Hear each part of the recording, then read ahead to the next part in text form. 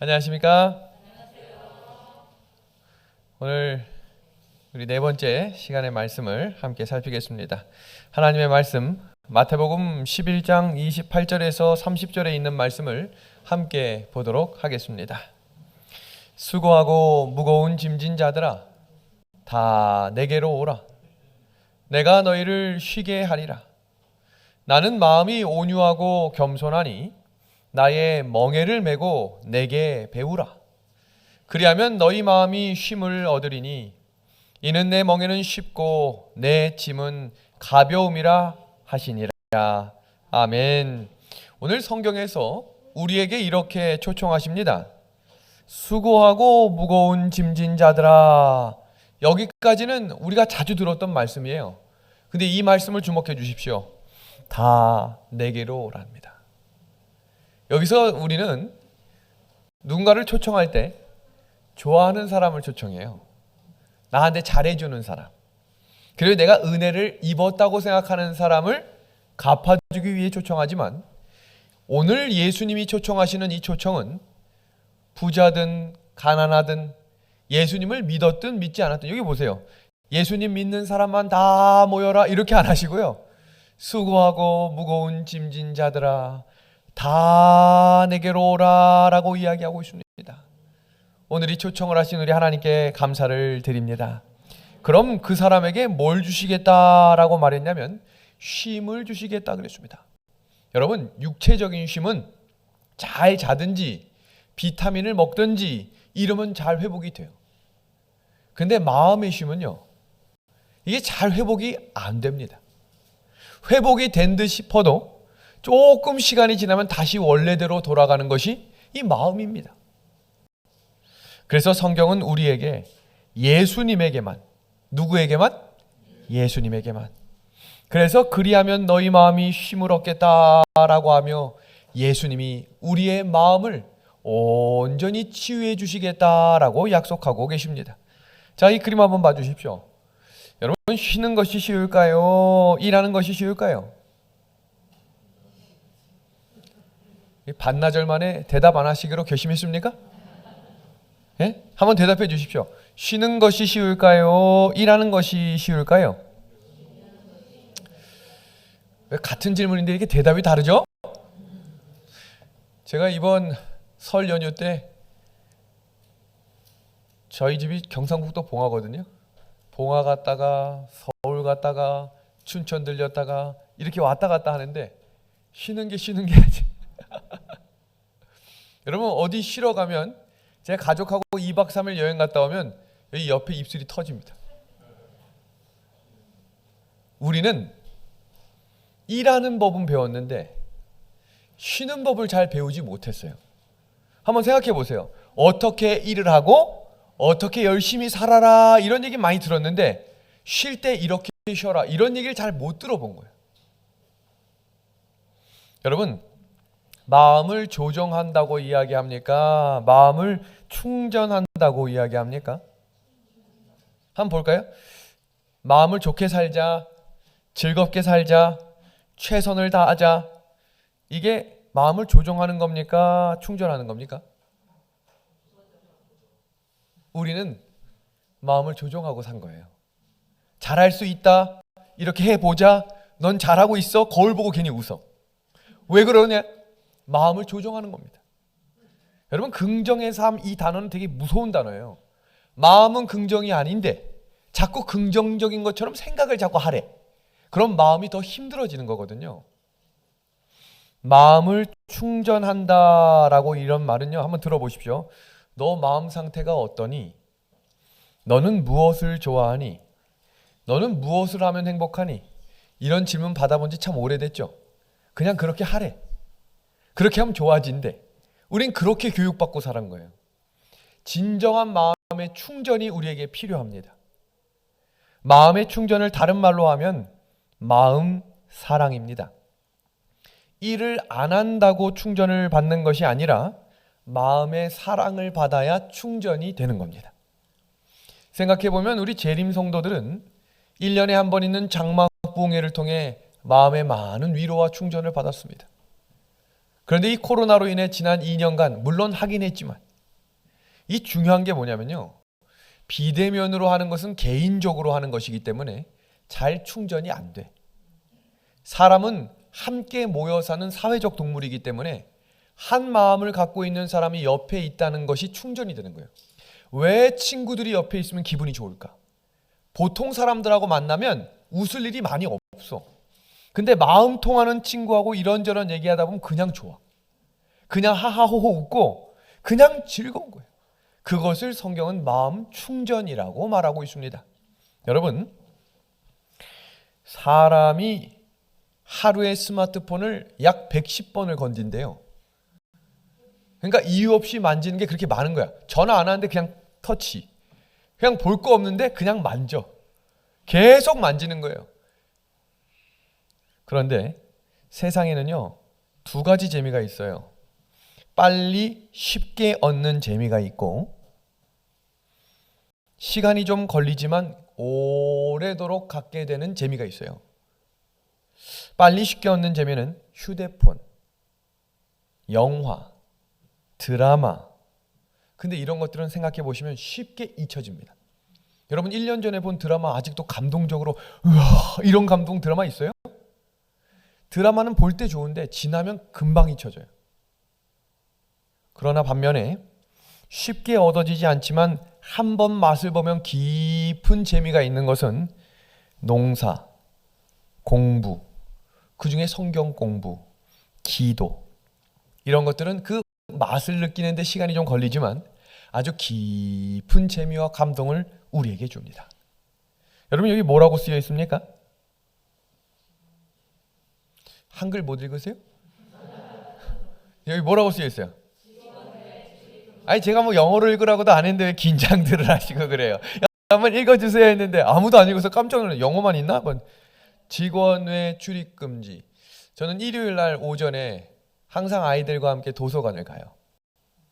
그래서 아이들은 책을 보고 전 설교 준비를 하는데 어느 날 제가 갑자기 전화가 온 거예요. 그래서 저도 모르게 이 직원의 출입 금지를 딱 들어가려고 하는데 우리 윤예섭은 법치주의 국가에 살거든요. 아빠 들어가면 안 된대. 아빠 이 직원이 아니잖아. 이런 말을 하는 거예요. 그래서 제가 한 번만 들어가면 안 된대. 이 직원만 들어갈 수 있대. 여러분, 조건이 있기 때문에 우리는 조건에 맞춰 살려고 노력을 하는 거예요. 뭔가를 더 얻으려면 이 조건을 만족시키려고 그것을 따라 사느라 그렇게 분주해요. 그런데 성경은 우리에게 다 내게로 오라고 말씀하신 거예요. 그러면 마음에 쉼을 얻겠다라고 약속합니다. 영감의 글을 보겠습니다. 그분께서는 우리가 일하러 갈 때 보시며 우리가 기도할 때 들으신다. 그분께서는 우리가 저녁에 잠자리에 누울 때나 아침에 일어날 때 우리를 보고 계신다.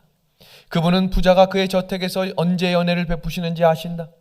그분은 가난한 사람이 자녀들을 식탁 주위에 모을 때 그것을 보고 계신다. 하나님께서는 모든 눈물을 주시하시고 모든 미소를 보신다.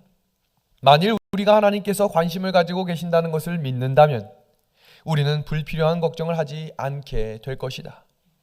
우리의 생애는 지금처럼 슬픔으로 가득 차 있지 않을 것이다. 왜냐하면 크건 작건 모든 것들이 하나님의 손에 맡겨질 것이기 때문이다.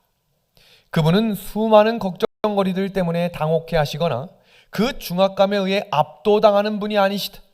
그러므로 우리는 수많은 사람들이 그토록 오랫동안 누리지 못했던 마음의 안식을 누리게 된다. 아멘. 이 영감의 말씀처럼 하나님의 손에 맡겨질 때 우리의 마음의 문제들의 해결과 안식이 이루어짐을 온전히 신뢰할 수 있는 이 저녁이 되기를 우리 예수님의 이름으로 소망합니다. 요즘 초등학교들은 아이들의 활동들을 선생님들이 다 찍어서 올립니다. 그러니까 아이들이 하루 동안 무슨 일을 했는지 선생님들이 얼마나 분주할까 염려가 됩니다. 근데 또 엄마들은 자기 아들 있나 없나 봅니까? 아이들 반이 뭘 하는 게 중요한 게 아니에요. 뭐가 중요한 거예요? 우리 아이가 어디 있나 이게 중요하잖아요. 여러분 여기서 우리 윤예섭이 찾을 수 있는 사람 있나요? 저는 이 사진 딱 보자마자 바로 알아. 왠 줄 아세요? 엉덩이가 크거든. 얘가 우리 윤예섭이야, 얘가. 여러분은 몰라. 근데 나는 알아. 왠지 아세요? 내 아들이니까. 그런데 성경은 우리에게 너는 내 아들이고 내 딸이라고 하나님이 말씀하셨습니다.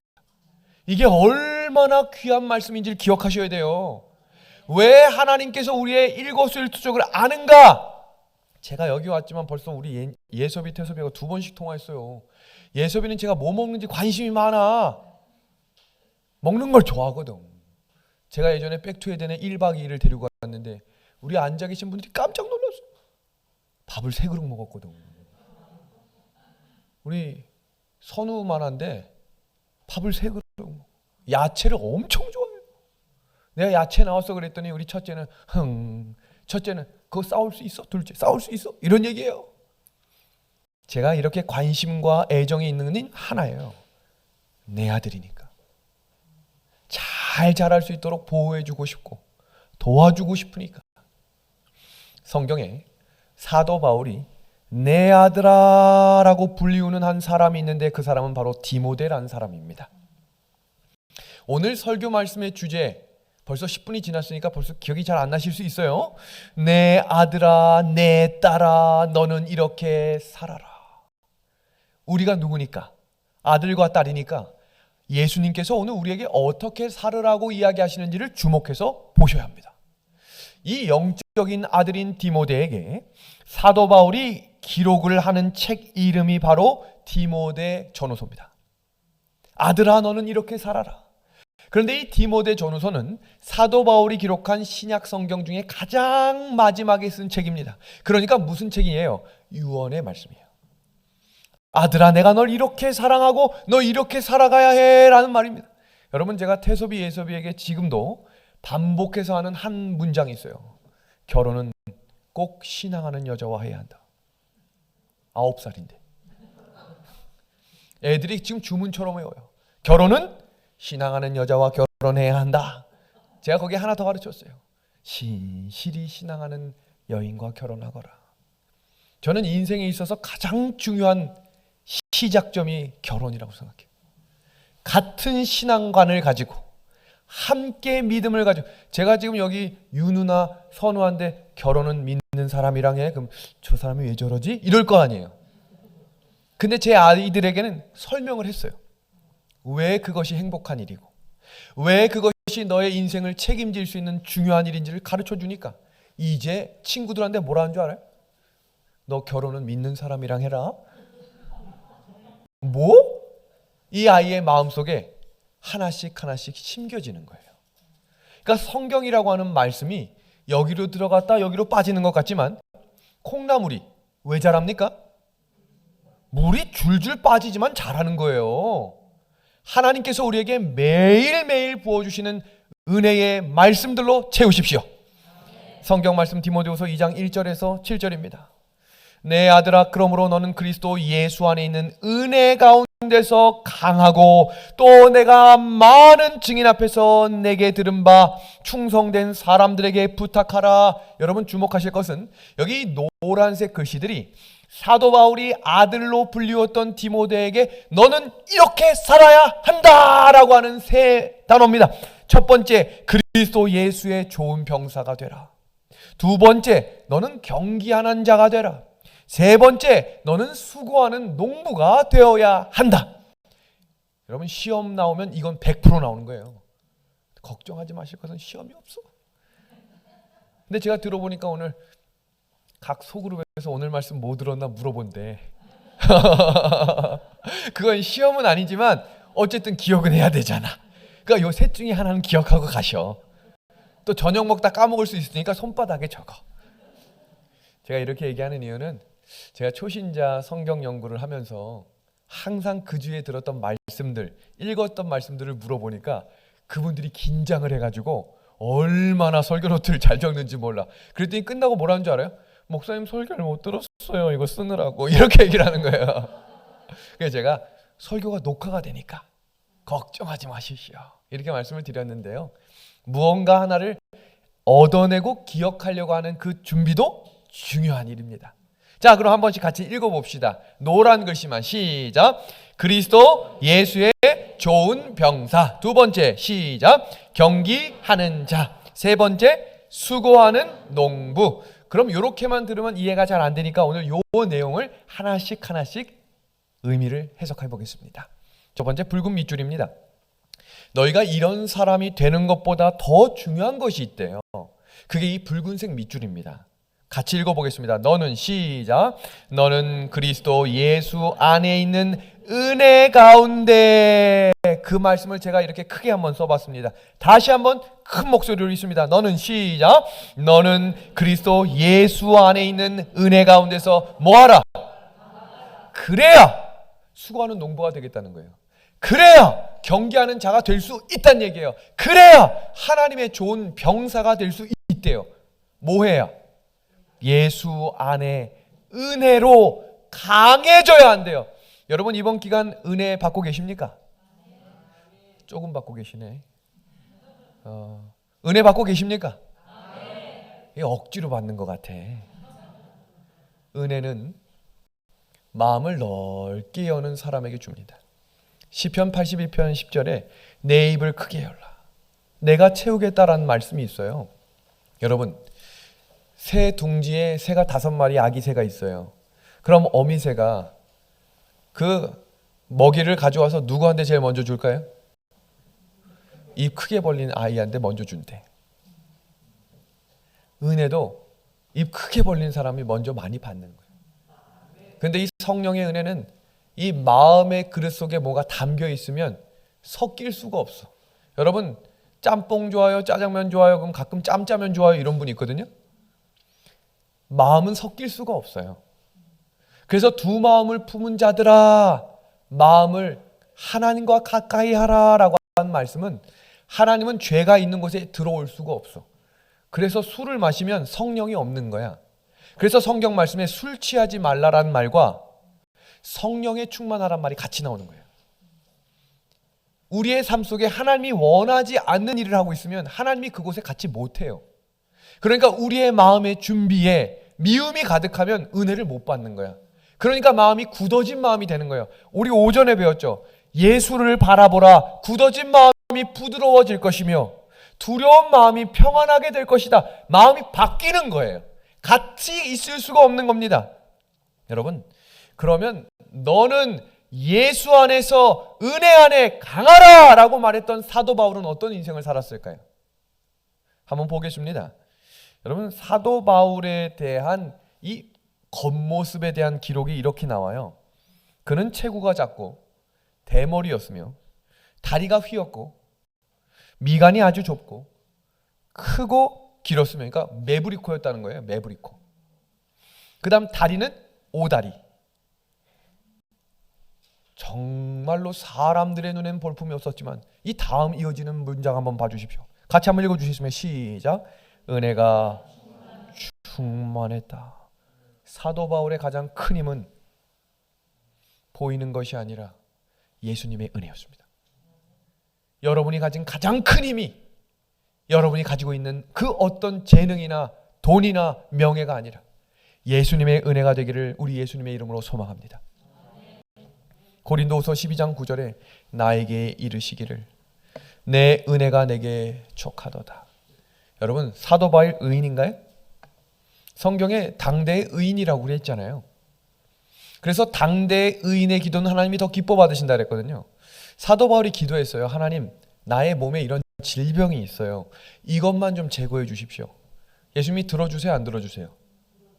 안 들어주셨어요. 그 다음에 기록한 말씀이 내 은혜가 내게 족하다란 말씀이에요. 이게 무슨 말이냐면 지금 이 문제가 해결되어야만 예수님의 은혜를 경험할 수 있는 건 아니에요. 더 나은 삶을 살기 위해 내가 이 기간 동안 이 문제를 해결하리라 라고 하지만 그 문제를 그대로 가져갈 수 있다는 이야기입니다. 이어지는 말씀입니다. 그러나 내가 나 된 것은 누구의 은혜로 된 거래요? 하나님의 은혜로 된 것이니 내게 주신 그의 은혜가 헛되지 아니하며 내가 모든 사도보다 더 많이 수고하였으나 내가 한 것이 아니요 다 같이 그 이어지는 말씀 오직 시작 오직 나와 함께 하신 하나님의 은혜로다. 아멘. 여러분, 이 자리까지 인도하신 분이 하나님이심을 고백하시겠습니까? 이 시간 이 자리에 앉아서 말씀을 듣게 하시고 아멘하게 하신 하나님의 은혜에 감사하십니까? 얼마나 은혜입니까? 지금 이 시간에 여기 없으면 뭐 하고 계실 것 같아요? 뭐 분주하게 자기 일을 하고 있겠죠. 그런데 하나님이 왜 2022년 2월 20일 오늘 딱 투데이야. 그 시간 이 자리에 조용히 앉아 잠시 하나님을 깊이 생각하게 하신 이 은혜가 얼마나 감사한 일입니까? 여러분, 김세윤이라고 하는 이 퓰러 신학대학교에 교수가 있습니다. 신학 교수인데요. 개신교에서 아주 영향력이 강한 교수입니다. 현재 개신교회가 가지고 있는 잘못된 구원관에 대해서 설명을 했는데 다음과 같은 이야기를 했습니다. 현재 개신교회가 잘못된 성경의 이해로 의해서 한 번 구원은 영원한 구원이라는 잘못된 구원관을 가지고 있다. 윤리와 도덕과 결부된 구원관을 가지고 있으며 한국의 수많은 개신교회가 올바른 믿음을 가지고 있지 않다. 이건 제가 한 말이 아니라 이 김세윤 교수님이 하신 말이에요. 그러면서 이분이 어떤 글을 인용했냐면, 여러분 옥하는 목사님 들어보셨습니까? 사랑의 교회의 제자 훈련을 창시하고 그 사랑의 교회를 아주 괄목할 만한 성장을 이룬 그 목사님이 이 구원에 대해서 이렇게 설교하셨어요. 현대교회가 안고 있는 참 큰 고민거리가 하나 있어요. 그것은 구원 인플레이션 현상입니다. 인플레이션이 뭔지 아시잖아요. 돈을 많이 찍어내면 나중에 돈 가치가 없어져 인플레이션이 되잖아요. 교회가 구원을 너무 쉽게 이야기하는 거예요. 예수 믿습니까? 믿습니다. 아, 당신 구원받았군요. 뭐 너무너무 쉽게 이야기하는 거예요. 입으로는 예수 믿는다고 하지만 실제 내면에 진정한 변화가 있는 사람인가를 체크하지 않아요. 정말로 과거의 죄를 다 주님 앞에 회개하고 새 삶을 시작했는지에 대한 증거를 정확하게 점검하지 않아요. 그저 입으로 예수 믿는다고 하고 교회만 열심히 다니면 다 잘 믿는 사람인 줄 알고 당신 구원의 확신이 없으면 당신 믿음이 그만큼 잘못된 것입니다. 그러므로 구원의 확신을 가지십시오. 억지로 구원의 확신까지 강요하는 이상한 상황이 되어버렸어요. 구원 받으셨습니까? 라는 질문을 들을 때마다 이걸 아멘 해 마라 고민하게 되는 경우들이 많죠. 구원에 대한 우리의 확신은 예수님을 믿으면 구원을 얻는다는 성경 말씀은 진리입니다. 그런데 예수님을 믿음으로 구원을 경험한 사람들의 삶은 변하게 되어 있어요. 전으로 돌아갈 수 없어요. 왜냐하면 하나님의 은혜가 너무 값지고 감사하기 때문에 삶의 모습이 바뀌는 거예요. 우리는 잘못 오해하고 있는 것이 안식일을 잘 지켜야 구원을 받는 것이 아니라 구원받은 사람이 감사함으로 드리는 것이 예배입니다. 우리가 그 예배를 드리는 조건을 따질 때가 아니라 하나님이 기뻐하시는 예배를 드리는 방법과 삶을 변화시키는 것이 우리의 생활에 먼저 되어야 한다는 것입니다. 여러분, 한 집사님이 저에게 보내주신 카톡입니다. 목사님, 늘 흐트러지고 힘들 때마다 말씀으로 일어서게 해주시는 예수님께 감사합니다. 제가 정말 조금씩 성장하나 봐요. 새벽 기도에 3명이 함께할 친구를 달라고 기도하고 있습니다. 여러분, 이게 무슨 말이냐면 이분은 교회 20년 출석하신 교인이고 집사예요. 그런데 교회를 화요일 저녁 예배를 나가본 적이 없는 분이에요. 금요일 저녁에 예배를 나가본 분이 없는 분이에요. 태어나서 한 번도 건축헌금을 내본 적이 없는 분이에요. 여러분, 그렇지 않아서 신앙이 잘못됐다는 걸 이야기하려고 하는 게 아니에요. 그러니까 매일 교회 오면 자는 거예요. 그냥 교회가 가긴 가야겠는데 왜 가야 되는지를 모르고 교회를 20년 다닌 거예요. 그랬던 이분이 지금은 새벽에 일어나 하나님의 말씀을 핍니다. 목사님, 저 성경 좀 사주세요. 성경 좀 읽게요. 제가 그래서 사드렸어요. 여러분, 그렇다고 저한테 다 사달라고 하면 안 돼요. 제가 주저하지 않고 사드렸어요. 이분이 자라나는 거예요. 나를 위해 기도했던 사람이 남을 위해 기도하기 시작합니다. 예배 30분 전에 가서 찬미하는 걸 즐거워하기 시작하는 거예요. 예전에는 저 사람이 이거 못하고 저거 못하고, 이분이 교사 출신이거든요. 그러니까 아주 탁탁탁탁 보이는 거예요. 요거 요렇게 하면 더 잘 되고 요거 요렇게 하면 될 때, 이제 그런 것들이 다 내려가는 것입니다. 이것도 하나님의 은혜이니 감사합니다. 하나님, 뭐가 바뀐 줄 아시겠습니까? 하나님께서는 우리에게 너는 그리스도 예수의 좋은 병사가 되라. 여러분, 오늘 이 말씀은 너무너무 중요합니다. 여러분, 신앙하는 것이 유람선을 타는 걸까요? 군함선을 타는 걸까요? 목사님 저 배멀미예요. 그 얘기가 아니에요. 군함선과 유람선의 차이가 뭡니까?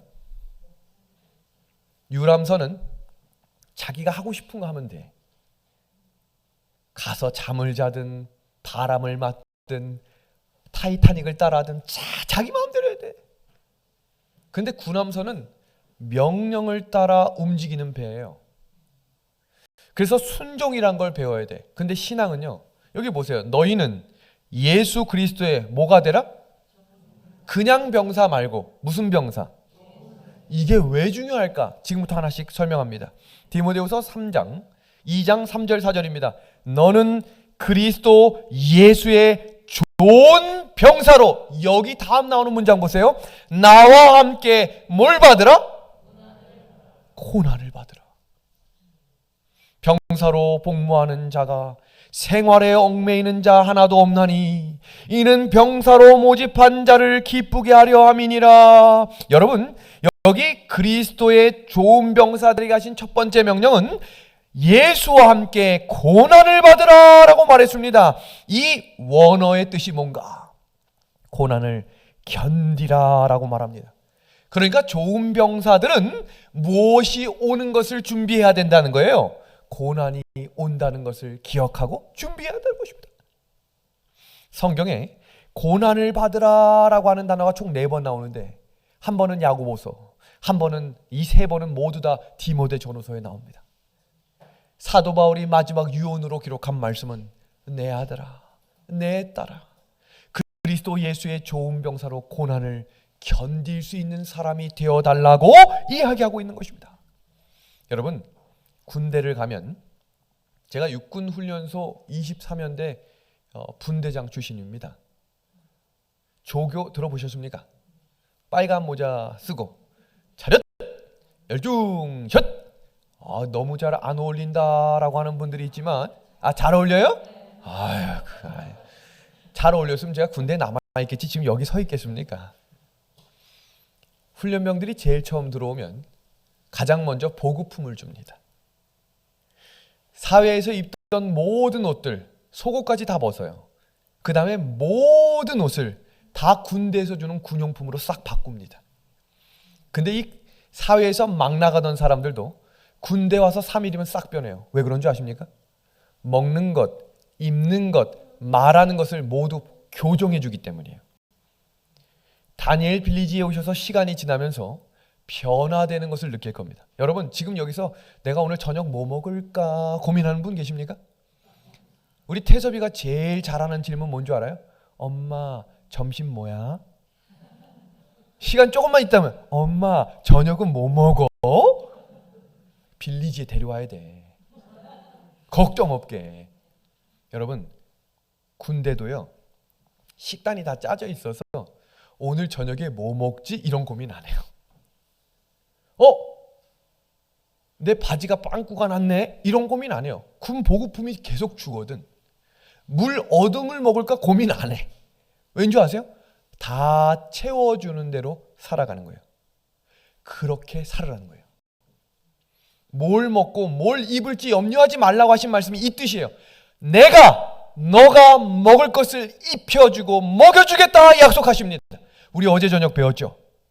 40년 광야 생활 중에 가장 기적적인 것을 기록했던 모세는 너의 옷이 헤어지지 않고 너희 신이 헤어지지 않은 하나님의 은혜를 기억하라 라고 말씀하고 있습니다. 하나님은 오늘 우리를 군인으로 불러주셨습니다. 먹이시고 입히시겠다는 거예요. 그리고 군인의 특징은 반드시 싸워야 할 싸움이 있다는 걸 잊지 않으셔야 합니다. 제가 동해에 출장을 갔다가 가족하고 만났어요. 출장이 마친 다음에 일로 넘어와 그래서. 그리고 저희 두 아들도 대한민국 남자로 태어났기 때문에 군대를 가야 하니까 제가 밤마다 군대 얘기를 해줍니다. 왜냐하면 이 정서를 미리 익숙하지 않으면 군대에 적응을 잘 못해. 그래서 군대가 얼마나 즐겁고 재밌는 곳인지를 자꾸 설명해요. 그랬더니 예섭이는 내가 그럼 군인이 될까? 이러고 있어요. 여기는 고성에 있는 통일전망대입니다. 이 두 아이를 데리고 이 꼭대기를 데려가서 북한 땅을 보여줬습니다. 그리고 내려와서 전쟁 박물관에 들어가니까 갑자기 총소리가 나요. 다다다다다당. 그러니까 영상 소리겠죠. 그러니까 태섭이가 이거 뭔 소리야? 그런데 참 제가 놀랐던 것은 6.25 전쟁 당시에 우리나라에 참전했던 나라와 그 나라의 군인 수들이 적혀 있었어요. 정말로 많은 나라의 군인들이 한 번도 얼굴도 보지도 못한 한 나라의 백성들을 돕기 위해 나라의 명령을 받아 이 나라에 와서 죽은 거예요. 이것이 군인입니다. 군인은 명령을 따라 움직이는 사람인 거예요. 감히 그것을 어떻게 율법주의라고 할 수 있습니까? 말씀을 따라 순종하는 것입니다. 하나님의 말씀이라면 나의 생명조차 귀하게 여기지 않고 달려갔던 믿음이 바로 사도 바울의 믿음이었습니다.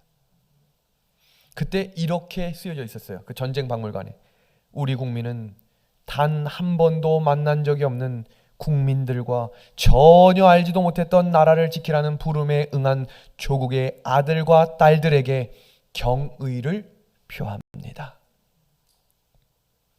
사도 바울은 디모데에게 이렇게 호소합니다. 아들 디모데야, 내가 내게 이 교훈을 명하노니 전에 너를 지도한 예언을 따라 그것으로 뭐라고 되어 있어요? 선한 싸움을 싸우라. 한 번 더 말합니다. 나는 선한 싸움을 싸우고. 사도 바울은 자신이 경험하지 않은 것을 부탁한 게 아니에요. 아들아, 넌 선한 싸움을 싸워야 한다. 나의 인생을 마무리하는 지금 이 시간 나는 어떤 인생을 살아왔대요? 선한 싸움을 싸우며 살아왔다는 것입니다. 지난 한 주 어떤 한 주를 사셨습니까? 누구와 싸우고 사셨습니까? 성경은 죄와 싸우는 사람이 되라 했습니다. 여러분이 내가 누구와 싸워야 될지를 모르면 아주 큰 문제가 생깁니다. 여러분, 제가 한 장의 사진을 봤는데 지금 이 사슴들이 대단한 전투를 벌이고 있습니다. 여러분, 사슴들도 자기들이 싸우다가 아주 강력한 치명적인 상처를 얻는다고 합니다. 여러분, 지금 이 숫사슴들이 있는 힘을 다해 뿔을 부딪히고 싸우고 있습니다. 그런데 주변에서 이걸 구경하던 사슴들이 다 도망을 갔어요. 왜 그랬을까? 여러분, 지금 이 사진에 나와 있지 않지만 이 뒤에 암사슴 5마리가 서 있었습니다. 지금 이 사슴들이 누구와 싸워야 될지를 모르고 자기들끼리 싸우자 둘 다 죽었습니다. 우리가 왜 교회에서 이렇게 큰 소리가 나고 왜 우리가 우리 가정에서 이렇게 큰 소리가 날까? 누구와 싸워야 될지 모르는 겁니다. 에베소서 6장에 있는 말씀입니다. 마귀의 간계를 능히 대적하기 위하여 하나님의 전신 갑주를 입으라. 하나님의 전신 갑주를 입는 이유는 마귀의 간계를 능히 대적하기 위하여입니다. 그러면 자 보세요. 하나님께서 우리에게 너희는 선한 싸움을 싸워라 라고 말씀했어요. 그럼 하나님은 뭐 하실까? 한번 보겠습니다. 실제로 있었던 대한민국 6.25 전투에도 참여했고 베트남 전투에도 참여했던 한 군인 헤럴드 무어 중령이 있었습니다. 미국 7연대 1대대 359명의 군인들과 함께 베트남 이아드랑에서 베트남군 2,000명과 최초의 정규전을 벌였던 지휘관입니다. 여러분, 2,000명 대 359명입니다. 쌀만합니까? 이 전투가 시작되기 직전에 이 지휘관이 359명에게 했던 연설이 지금까지 전해져 내려오는 매우 유명한 연설이 되었습니다. 한번 그 연설을 한번 볼까요? 지금 이것을 한번 상상해 주면서 들어주세요. 곧 2,000명과 359명이 싸워야 합니다. 그때 마지막 연설이 시작된 것입니다. 우리는 이제 죽음의 그림자가 서려 있는 계곡으로 들어갈 것이다. 거기서 여러분은 옆에 있는 전우를 지켜주고 그들 또한 여러분을 지켜줄 것이다. 우리는 강하고 투지 넘치는 적과 맞서 싸울 것이다. 여러분 모두를 살아서 돌아오겠다는 약속은 할 수 없다. 그러나 전능하신 하나님과 여러분 앞에 한 가지는 맹세할 수 있다. 우리가 전투에 투입될 때 전장에 가장 먼저 들어갈 사람은 나일 것이며 전장을 떠날 때 제일 마지막에 나올 사람도 나일 것이다. 어느 누구도 내 뒤에 남지 않을 것이다. 죽든지 살든지 우리는 함께 고국으로 돌아갈 것이다. 너무 멋진 연설 아닙니까? 이런 지도자라면 여러분 목숨 걸고 싸울 수 있겠습니까? 우리 예수님이 우리를 군인으로 불러놓으시고 예수님은 뭐 하실까? 여러분 영감의 글을 보십시오. 목자가 자기 양떼보다 앞서가서 몸소 행로의 위험을 먼저 당하는 것처럼 예수께서는 그의 백성들에게 그렇게 하신다. 하늘 가는 길은 구주의 발자취로 성별되었다. 길이 가파르고 험할지 모르지만 예수께서는 이 길로 여행하셨다. 우리를 위하여 더욱 쉬운 길을 만들기 위하여 예수의 발은 억센 가시들을 내리 누르셨다. 우리가 져야 할 모든 짐을 예수께서 친히 지셨다. 이 무어중령이 아마 이 말씀을 읽었던 사람인 것 같아. 누구도 나보다 뒤에 있게 하지 않겠다. 전쟁이 나면 누구보다 내가 먼저 나갈 것이며 후퇴할 때 내가 가장 늦게 후퇴할 것이다. 그게 예수님의 마음입니다.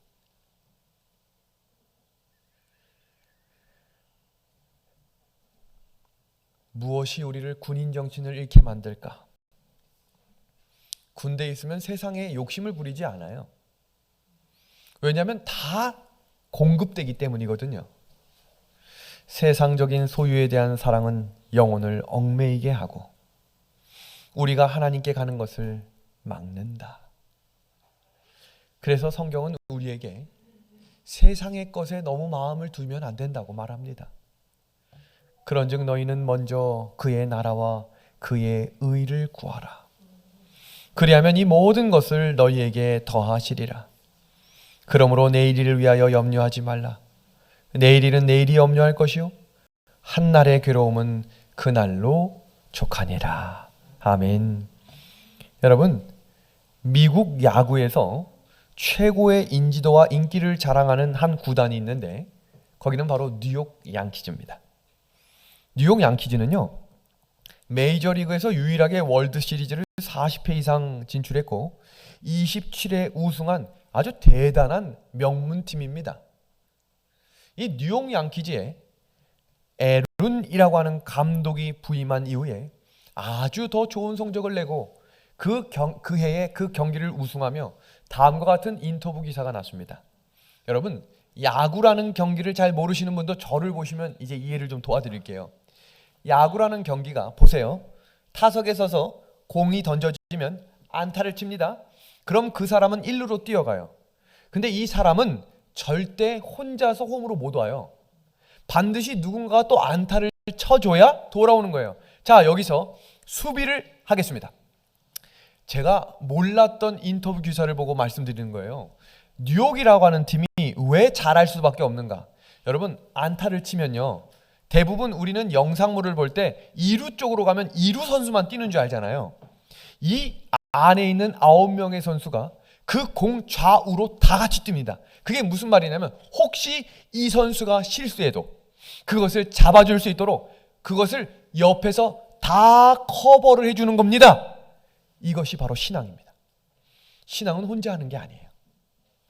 부족하면 도와주고 남는 것을 나눠주며 실수를 덮어주고 잘하는 것을 칭찬해주며 나가는 것이 신앙의 참된 길이라는 사실입니다.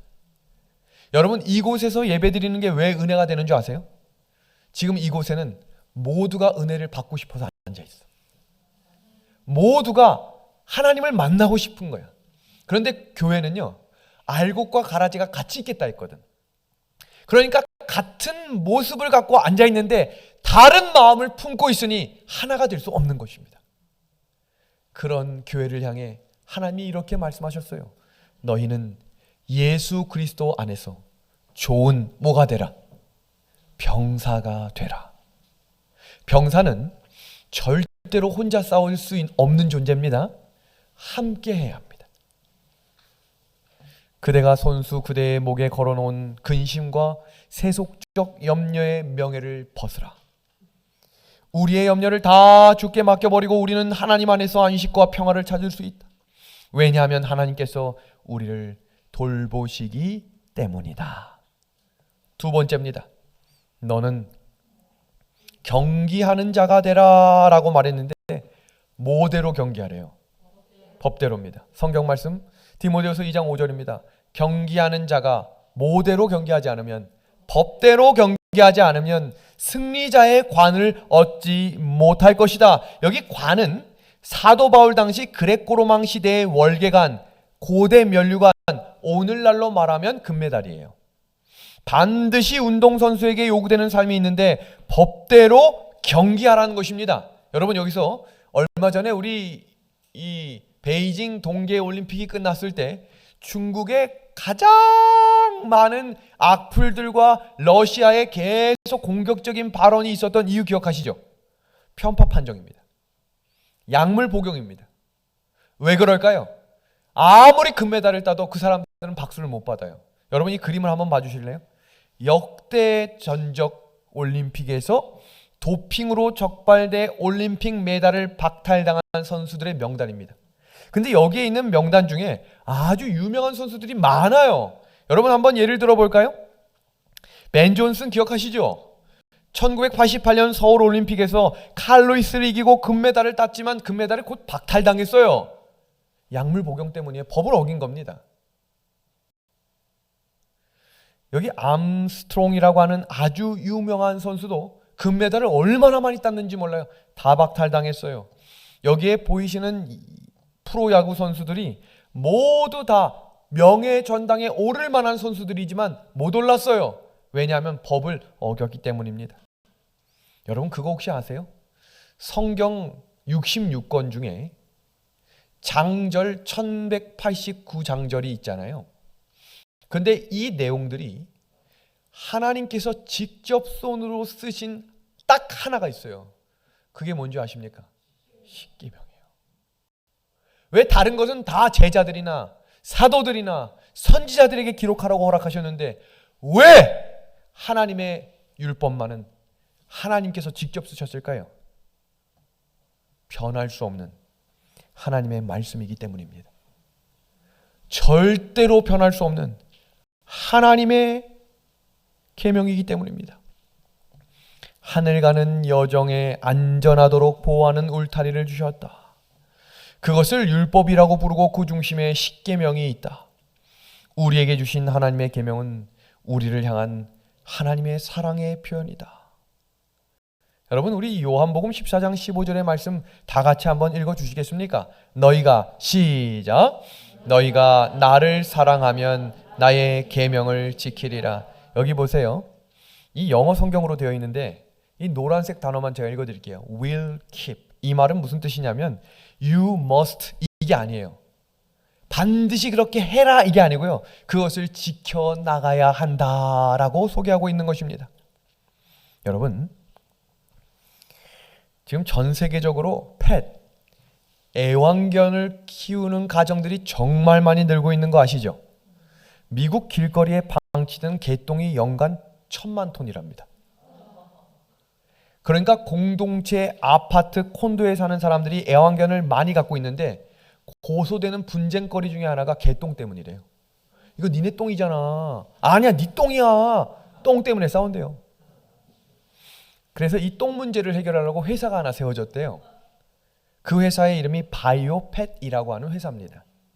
2011년에 설립이 되어서 연간 매출업이 매년 80억씩 늘어나고 있어요. 그러니까 무슨 말이에요? 개똥 문제가 점점 많아진다 이 말이에요. 이 바이오팻이라고 하는 회사가 어떻게 개똥 문제를 해결하는가? 동네에 있는 모든 개들의 DNA를 다 채취해. 사람처럼. 그래서 개똥이 딱 버려지면 그 개똥이 누구네 집 개똥인지 바로 알아내.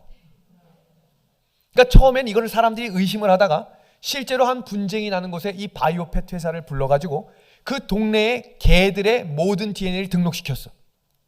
그러니까 2주 지나니까 실제로 어느 몇 동 몇 호의 개똥입니다 나왔어요. 그러니까 거기서 어떤 원칙을 세웠냐면 첫 번째 걸리면 벌금 700불. 개똥 하나에 벌금이 80만 원이야. 그리고 두 번 걸리면 그 아파트에서 퇴소를 해야 돼.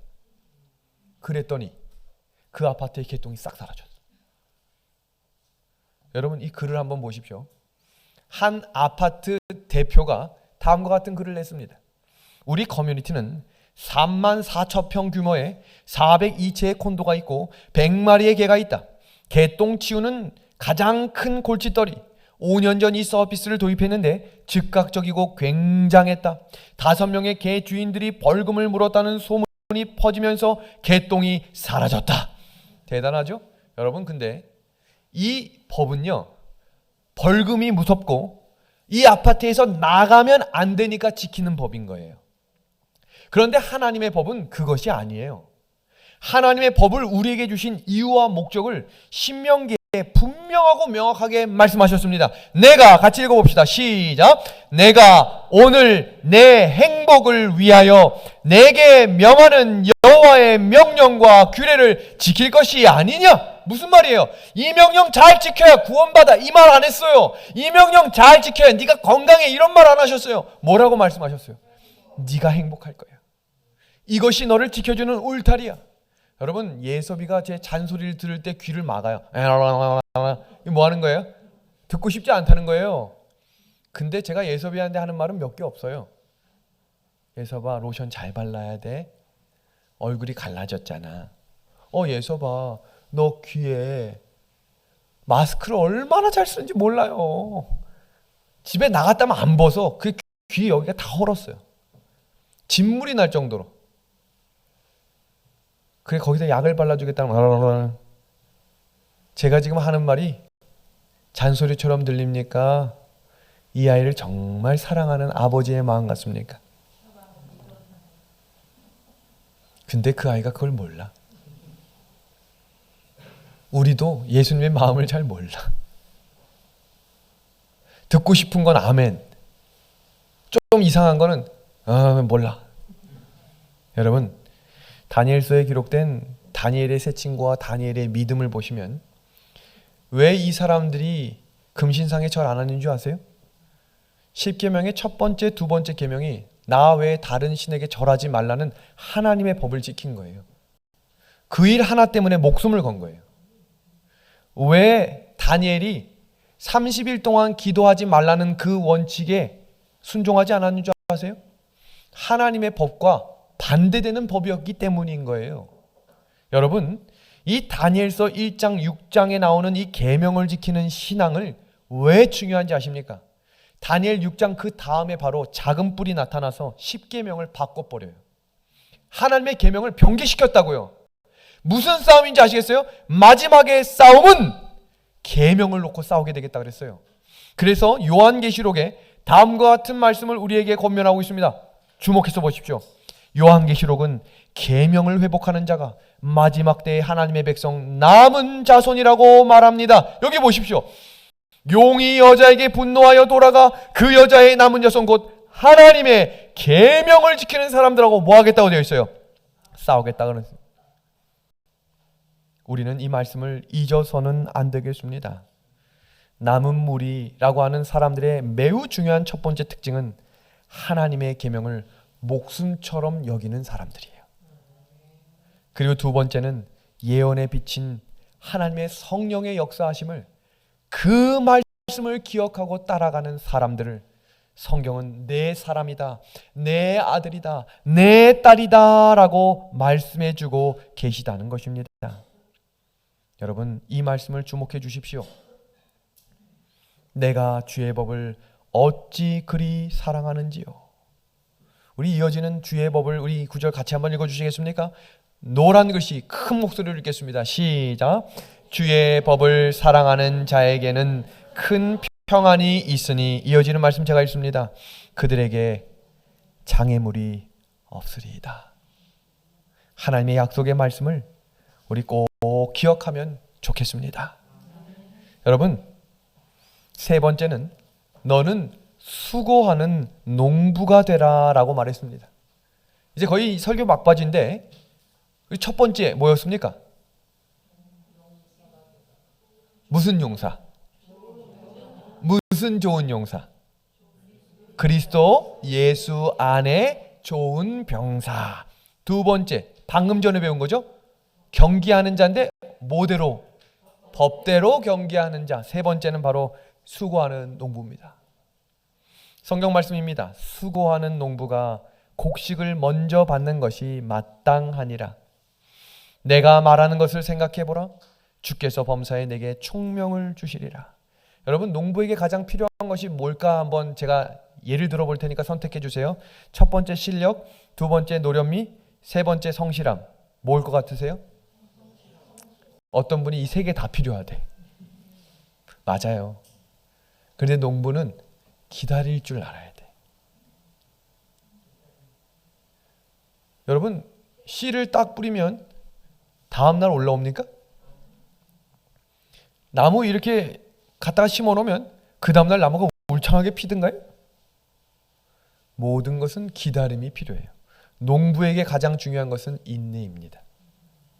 하나님께서 우리에게 내 아들아 내 딸아 너는 수고하는 농부가 되라 라고 말씀하신 이유는, 여러분, 인내라는 단어의 뜻은요, 견딘다라는 뜻이에요.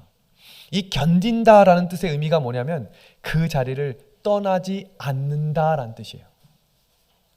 저는 우리 교회에서 아주 귀하게 보는 몇 분이 계세요. 교회 오면 항상 주시는 하나 어르신이 있는데 전 그분을 아주 존경하고 사랑합니다. 모두가 교회를 떠날 때 그분은 안 떠났어. 견딘 거예요. 내일 그 이야기가 시작됩니다. 얼마나 재밌는지 몰라요. 여러분, 목사들이 제일 실망하는 말 중에 하나가 목사님 저 교회 좀 쉴게요. 쉴 거면서 왜 얘기해? 얼마나 그 말이 신경이 쓰이는지 몰라요. 그 얘기를 제일 좋아하는 것이 사단이라는 것만 기억해 두세요. 그 말을 예수님이 가장 슬퍼하시는 말이에요. 왜 쉬는 거예요? 쉬면 마음이 회복될까 봐? 견딘다라는 말은 그 자리를 지킨다라는 말이에요. 수고하는 농부는 기다릴 줄 알고 견딜 줄 아는 사람이 되라는 이야기입니다. 바울이 디모데에게 그리스도의 종으로 살아가라라고 이야기하며 왜 농부가 되라고 이야기했을까? 여러분, 한 그림을 좀 보여드릴게요. 여기 한 아가가 있어요. 이 아가는 제 아이가 아니에요. 제가 이 아가의 사진을 왜 보여드리는가? 제가 어느 날 이렇게 설교를 준비를 하고 있는데 띵동 하고 연락이 왔어요. 목사님, 제 아들입니다. 뭐야? 그랬더니 이 아이가 이렇게 컸어.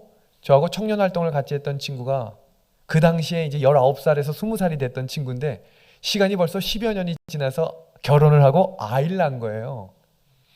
그 아이가 저희 태섭이를 정말로 잘 안아줬던 청년이거든요. 야, 너 아이도 참 사랑 많이 받았겠다. 또 다른 사진 하나 보내줬어요. 이 사진은 여기에 서 있는 이 청년들이 저하고 청년회를 같이 했던 아주 귀한 청년들입니다. 교회를 떠나지 않고 지금 교회에 남아 수석집사가 되고 교회에서 아주 신실한 기둥들이 되어가고 있다는 사실을 들으며 제가 얼마나 감사했는지 모릅니다. 제가 청량리교회의 인턴으로부터 시작됐던 전도사 시절의 이야기를 좀 잠시 해드리겠습니다. 교회가 건축이 될 때 청년들이 막 와해가 돼서 흩어졌다가 제가 처음에 교회를 갔더니 청년들이 딱 5명이 있었습니다. 이름은 청량리교회인데 청년이 5명밖에 없어서 이걸 어떻게 하면 될까 했더니 청년들이 교회를 건축하는 그 2년이라고 하는 시간 동안 마음 가운데 아주 상처도 많이 받고 우리 교회가 청년들이 많아질까를 고민했던 시기였습니다.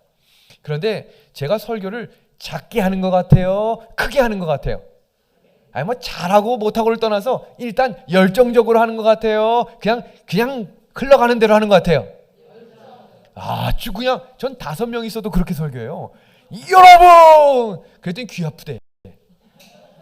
그리고 제가 설교를 할 때 칭찬하는 말 많이 할 것 같아요? 성경 말씀 그대로 견책하고 우리 똑바로 살자라는 말 많이 할 것 같아요? 제가 똑바로 살아라는 말을 되게 자주 해. 그랬더니 목사님 설교 좀 줘봐. 좋은 설교 좀 해달래. 우리 이런 거 변화돼야 된다. 이런 거 고쳐야 한다. 그러면 하나님이 복을 주신다. 그러면 뒤에 단어만 듣고 싶어요. 복을 받고 싶대. 어느 날 청년들이 한 명도 교회를 안 온 적이 있었어요. 그럼 전도사는 오늘 아무도 안 왔네. 집에 빨리 가야지. 이러면 될까요? 마음에 얼마나 근심과 염려가 가득했는지 모릅니다. 물론 다 사정이 있어서 못 온 거예요. 뭐 누가 싫고 이런 게 아니라 그런 때 있잖아요.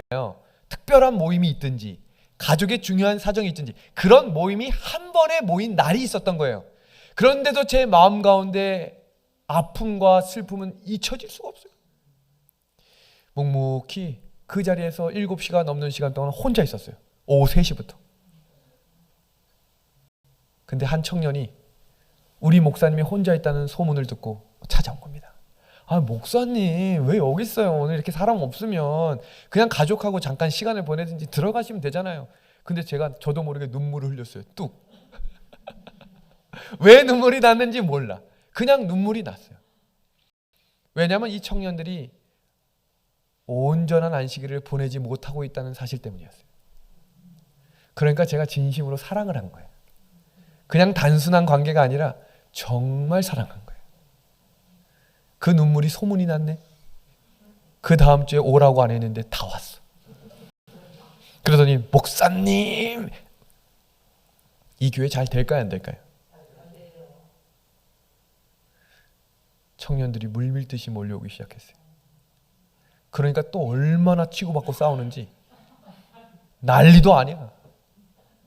그래서 제가 20명의 청년들을 데려다 놓고 일주일 동안 합숙 훈련을 시켰어요. 대단한 목사입니까? 못된 목사. 근데 또 오라니까 다 와.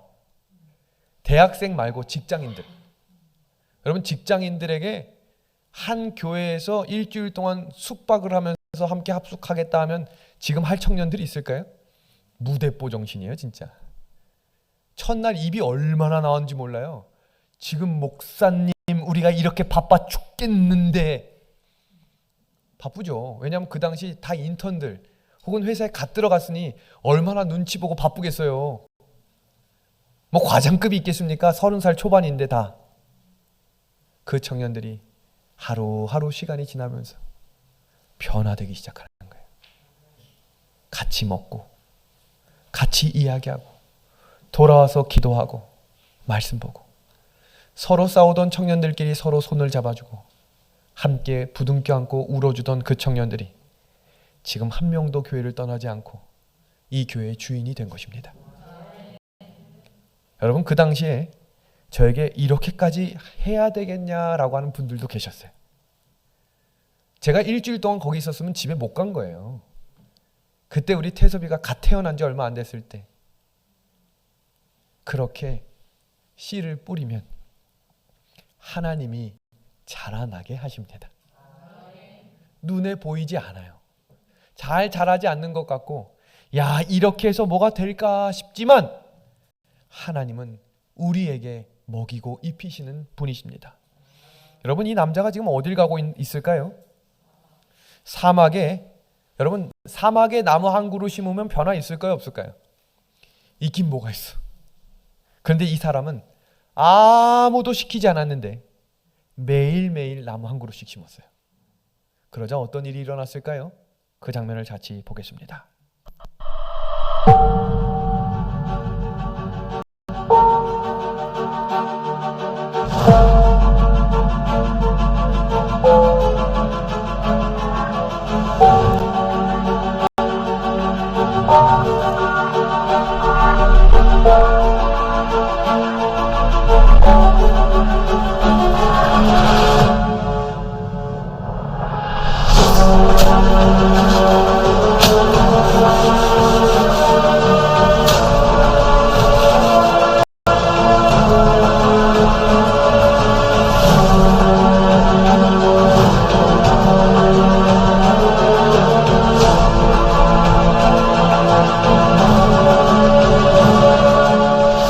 এতিয়া সেইখন হাবিত অত্যন্ত অৰণ্য হোৱাৰ কাৰণে 115টা হাতী তাতে 3 মাহ দিন থাকে আৰু সেইদৰে গড় থাকে, হৰিণা থাকে, বাঘ থাকে।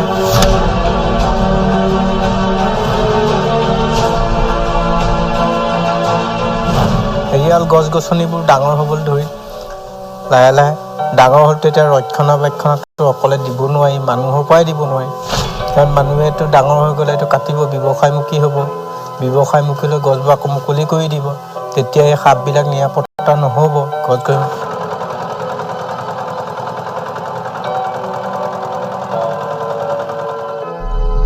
এইকেইদিন থাকি মই গছকে ৰুম আৰু এইবোৰ ফিল আপ কৰিব যোৱা ডিষ্ট্ৰিক্টটো যদি ফিল আপ কৰিব পাৰোঁ, তাৰ কোনোবা কাটিবলৈ মোকে কাটে, এইবোৰ কাটিলে কি লাভ আছে? প্ৰতিবাদমুখী হ'লেও মই মানে বুজা দিব, গছেতো ঘৰ ভাঙিব নাযায়।